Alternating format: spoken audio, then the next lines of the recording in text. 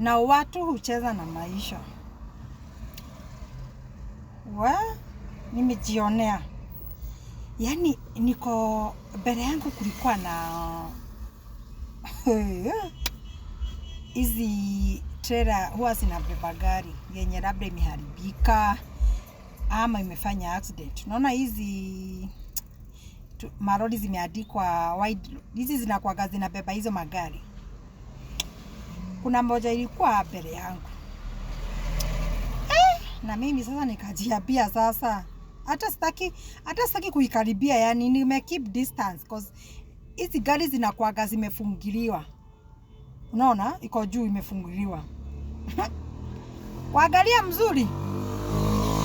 Kuna mtu ndani. Na wacha hata mtu mama ako ndani. Cause tumetoana nayo bali sana kama kilomita kama hata 5.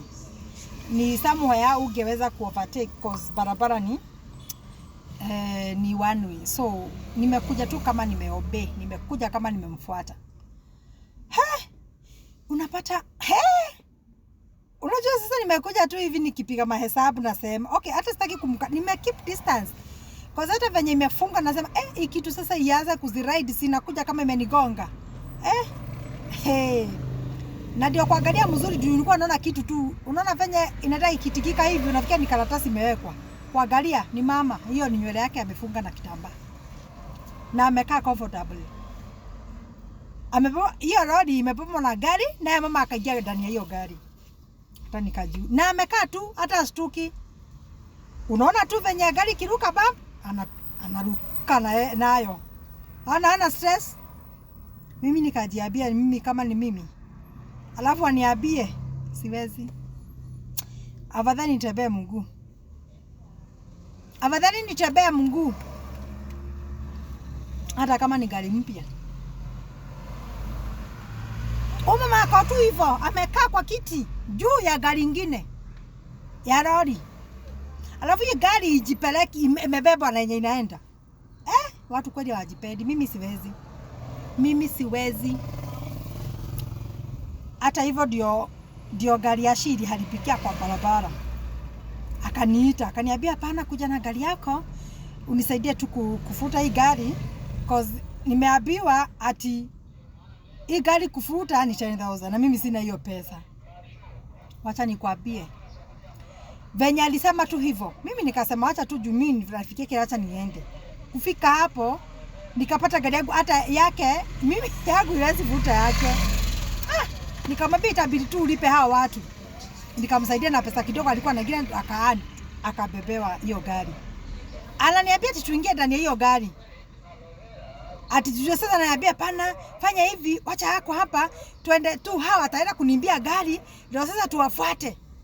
Juu hawa watu walikuwa wamemfurutia walikuwa watatu.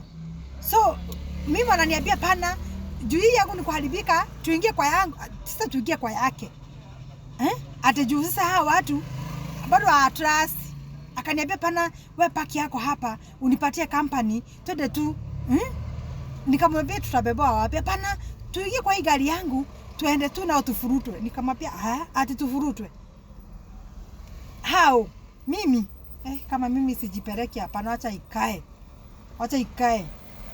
Ananiambia niache yangu, nipaki yangu hapo, ndio nimpatie company tu baba nao watu tuende. Atajua gari yake anaiogopa, ati sijui wataenda kuifanyia nini, ati anaweza aenda akitoa vitu kwa njia. Nilimwambia kama unataka twende.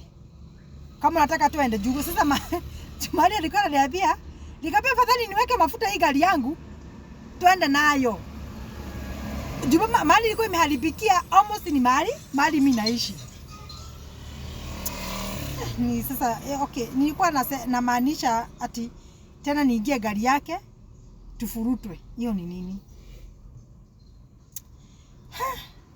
Hiyo ndio maana nikaona huyu mama amebebwa na hiyo gari juu ya ingine, ndio sasa akanifanya nikumbuke hiyo. Mimi siwezi.